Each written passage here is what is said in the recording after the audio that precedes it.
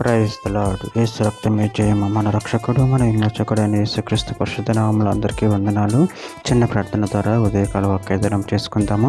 పరిశుద్ధుడ మహాగణుడు అయిన దేవ యేసయ్య, సర్వాధికారి అయిన మీకు వేలాది వందనములు కృతజ్ఞత స్తుతి స్తోత్రం చెల్లించుకుంటాను దేవ ఉదయకాలం ప్రభు వాక్య భాగం ధ్యానిస్తుండగా వాక్య భాగం మాకు అర్థమవునట్టు సహాయం చేసి మీ కృపలో బలపరిచి మీకు మాదిరిగా మమ్మల్ని నడిపించమని ఈ చిన్న ప్రార్థన ప్రభు యేసుక్రీస్తు పరిశుద్ధ నామములో అడిగి వేడుకుంటున్నాను తండ్రి. Amen amen.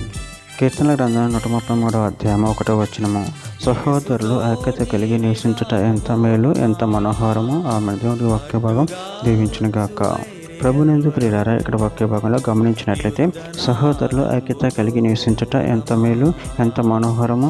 అదేవిధంగా వాక్య భాగంలో గమనించినట్లయితే కొరింథీయులకు రాసిన మొదటి పత్రిక 1వ అధ్యాయం 10వ వచనంలో సహోదరులారా, మీరందరూ ఏకభావంతో మాట్లాడవాలని, మీలో కక్షలు లేక ఏక మనసుతోనూ ఏక తాత్పర్యంతోనూ మీరు సన్నద్ధులై ఉండవాలని మన ప్రభు అయిన యేసుక్రీస్తు పేరిట మిమ్మల్ని వేడుకొనుచున్నాను. ఫిలిప్పీయులకు రాసిన పత్రిక 2వ అధ్యాయం 2 నుంచి 5 వచనాల్లో మీరు ఏక మనసులో ఉన్నట్లుగా ఏక ప్రేమ కలిగి ఏకభావం కలవారుగా ఉండి ఒకదాని యందే మనసుంచుచు నా సంతోషమును సంపూర్ణము చేయుడి. కక్ష చేతనైన వృద్ధాతిశయము చేతనైన ఏమీ చేయక వినయమైన మనసు గలవారి ఒకరినొకడు తనకంటే యోగ్యుడని ఎంచుచు మీలో ప్రతివాడును తన సొంత కార్యములు మాత్రమే కాక ఇతరుల కార్యములు కూడా చూడవలెను. క్రీస్తు యేసునికి కలిగిన ఈ మనసును మీరు కలిగి ఉండి.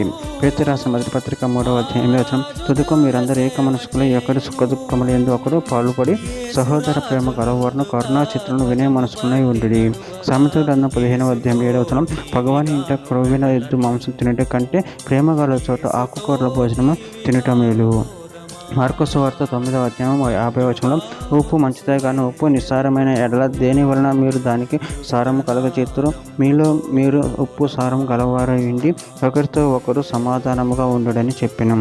రోమీయులకు రాసిన పత్రిక 12వ అధ్యాయం 10వ వచనం. సహోదర ప్రేమ విషయంలో ఒకరినొకరు అనురాగం కలవారై ఘనత విషయంలో ఒకరినొకరు గొప్పగా ఎంచుకుని. రోమీయులకు రాసిన పత్రిక 14వ అధ్యాయం 19వ వచనం. కాబట్టి సమాధానం పరస్పర క్షేమాభివృద్ధిని కలగచేయు వాటిని ఆసక్తితో అనుసరించుము. చివరిగా ఒక మాట. హెబ్రీయులకు రాసిన పత్రిక 12వ అధ్యాయం 14వ వచనం. అందరితో సమాధానమును పరిశుద్ధతో కలిగి ఉండుటకు ప్రయత్నించడి. పరిశుద్ధత లేకుండా ఎవడనూ ప్రభువును చూడడు. ఆమె దేవుడి వాక్య భాగం దీవించిన ఒక చిన్న ప్రార్థన చేసుకుందాము. పరిశుద్ధ మహాగణుడైన దేవ యేసయ్య, నాన్న మీరు ఇచ్చిన వాక్యదాన్ని ప్రభు కృతజ్ఞతలు చెల్లించుకుంటున్నాను తండ్రి. నాన్న మేమందరం ఏకత కలిగి ప్రేమ కలిగి పరిశుద్ధత కలిగి జీవించే వారి శక్తిని బలాన్ని అనుగ్రహించి మీ కృపలో బలపరిచి మీకు మాదిరిగా మమ్మల్ని నడిపించమని చిన్న ప్రార్థన ప్రభు యేసుక్రీస్తు పరిశుద్ధ నామములో అడిగి వేడుకుంటున్నాను తండ్రి. ఆమేన్.